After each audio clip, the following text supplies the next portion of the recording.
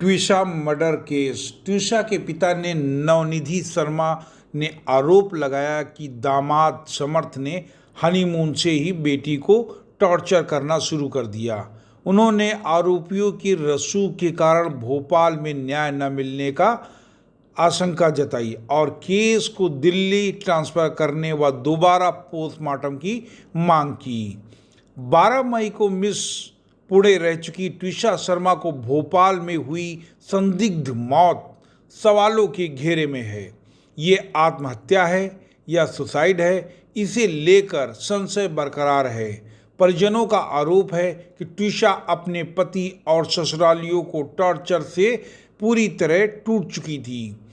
अब उसके पिता नवनिधि शर्मा का बयान सामने आया है, जिसे दामाद समर्थ के काले चिट्ठे उजागर हुए हैं। उनका कहना है कि हनीमून में ही समर्थ ने अपने रंग दिखाने शुरू कर दिए। टिकट बुकिंग में डिले होने को लेकर उसने हनीमून पर ट्विशा को पहली बार धक्का दिया था।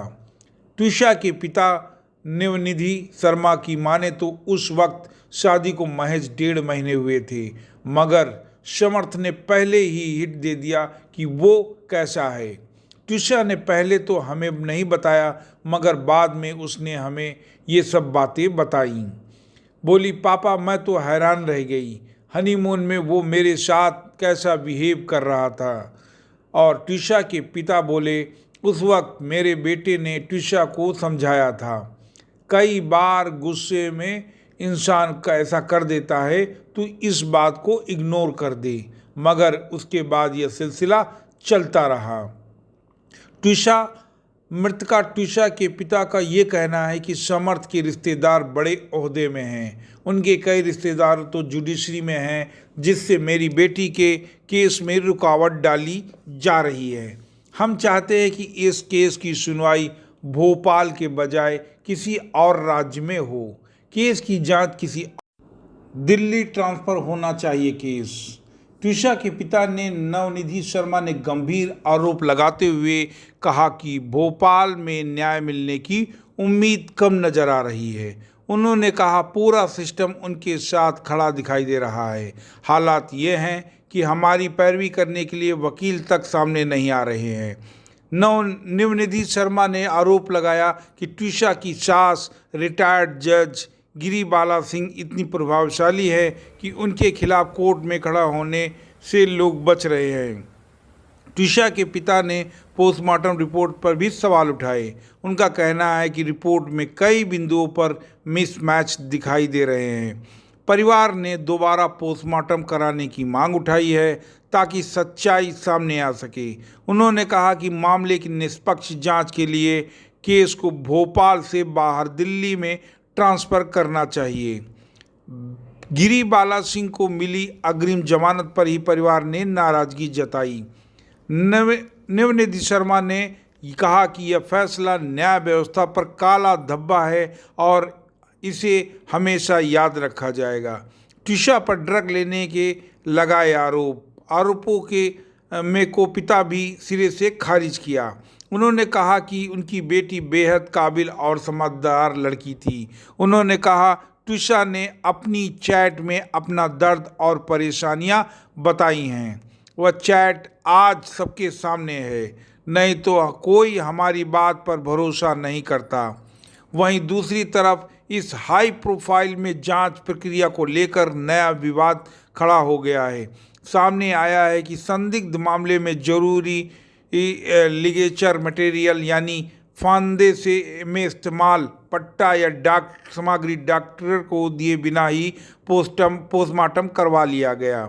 इस खुलासे के बाद पुलिस की कार्यप्रणाली पर सवाल उठने लगे। फोरेंसिक नियमों के मुताबिक किसी भी संदिग्ध फांसी मामले में 100 के साथ उन सामग्री की भी जांच के लिए भेजना जरूरी होता है जिससे फंदा लगाया गया हो। डॉक्टर उसी के आधार पर गले पर बने निशान का वैज्ञानिक परीक्षण करते हैं। इससे पता लगाने में मदद मिलती है कि मौत वास्तव में फांसी से हुई या किसी अन्य परिस्थिति में हत्या के बाद सौ लटकाया गया है। विशेषज्ञों की माने तो फंदे की चौड़ाई, बनावट और उसके दबाव के निशानों को का मिलान मृतक के गले पर मौजूद मार्क से किया जाता है। यह जांच आत्महत्या और हत्या के बीच अंतर स्पष्ट करने में महत्वपूर्ण भूमिका निभाती है। ट्विशा मामले में यह प्रक्रिया शुरुआती पोस्टमार्टम के दौरान पूरी नहीं हो सकी, जिससे जांच की निष्पक्षता पर सवाल खड़े हो गए। मामले ने तूल पकड़ने के बाद पुलिस ने संबंधित पट्टा एम्स भोपाल के फोरेंसिक विभाग को सौंप दिया। अब दो विशेषज्ञ दोबारा गले के निशानों को और फंदे की सामग्री का मिलान करेंगे। माना जा रहा है कि आने वाले केस की दिशा तय करने में अहम भूमिका साबित हो सकती है। मृतका के पिता नवनीत शर्मा आरोप लगाया कि मामले में शुरू से ही गंभीर लापरवाही की जा रही है। उनका कहना है कि आरोपियों का प्रभावशाली बैकग्राउंड होने की वजह से जांच प्रभावित हो रही है। उन्होंने पूरे मामले की निष्पक्ष जांच की मांग करी है। अगर आपने अभी तक हमारे चैनल क्राइम स्टोरी को सब्सक्राइब ना किया हो तो प्लीज़ चैनल को सब्सक्राइब करें। वीडियो में आगे बढ़ते हैं। घटियापन की इस हर लिमिट क्रॉस कर चुका है ये। मौत से पहले ट्विशा ने मां से की बात और व्हाट्सएप चैट से आई बात सामने।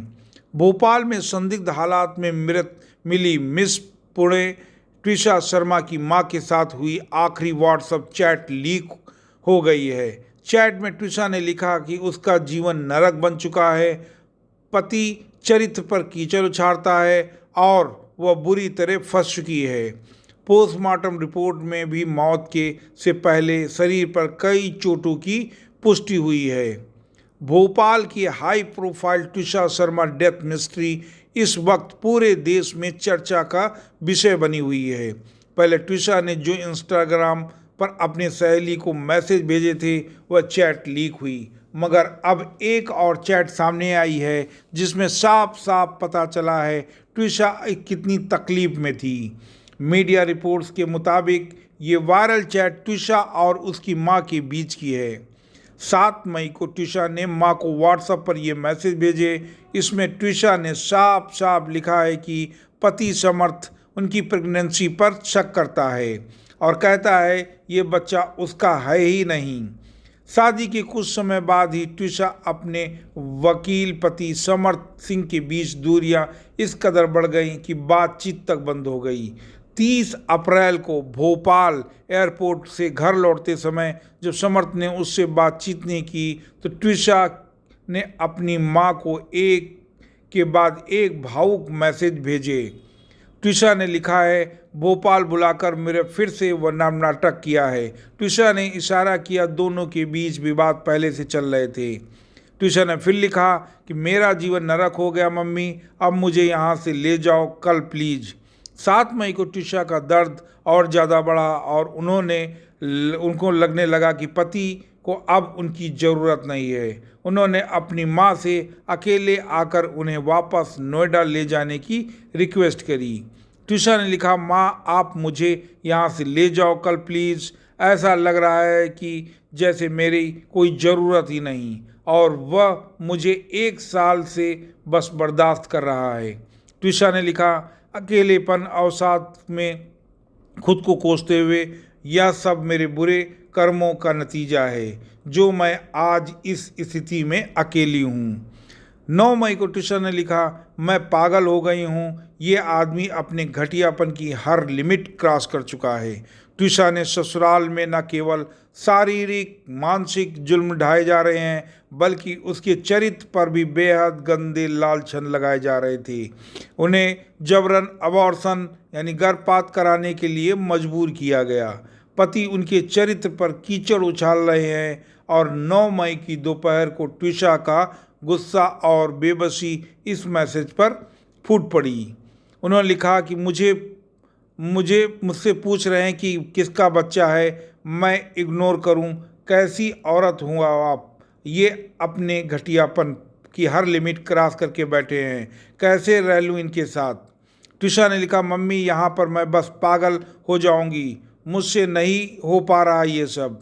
ट्यूशा ने लिखा कि पापा मैं नाक रगड़ा कर माफ़ी मंगवाना चाहता हूँ। जब माँ ने खुद भोपाल आकर दामाद से माफ़ी मांगने की बात कही तो ट्यूशा ने इसे माफ़ कर दिया, साफ मना कर दिया और अपनी माँ से कहा आपने व्यक्तिगत मनोरंजन के लिए उनकी ज़िंदगी बर्बाद ना करें।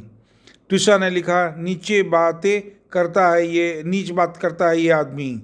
ट्यूशा ने लिखा सास गिरिबाला सिंह और पति समर्थ दोनों बेहद क्रूर हैं और मुझे बहुत ज़्यादा घुटन हो रही है।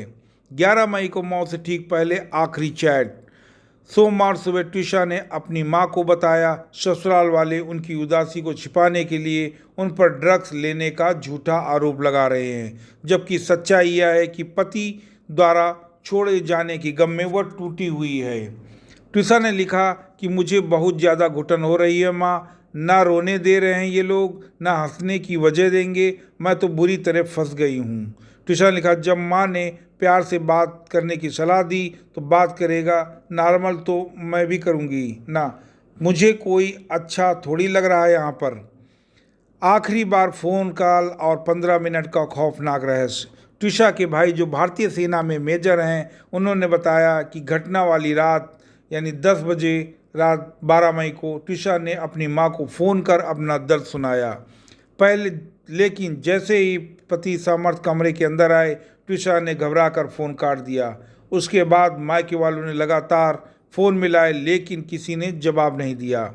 10:15 पर 10 मिनट तक सास गिरिबाला सिंह ने फ़ोन उठाया तो परिवार ने उन्हें तुरंत ट्यूशा को देखने का अनुरोध किया।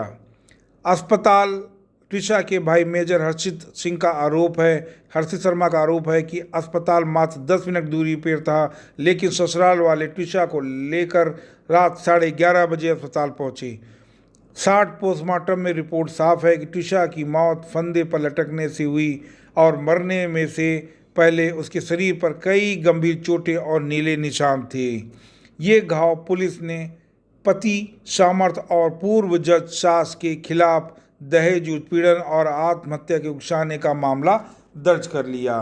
ओवरऑल आपको ये वीडियो कैसी लगी हमें ज़रूर बताइएगा और इसी क्राइम स्टोरी के साथ हम लाएंगे जिससे आपके अंदर जागरूकता है। और फिर मिलते हैं एक नई क्राइम स्टोरी के साथ।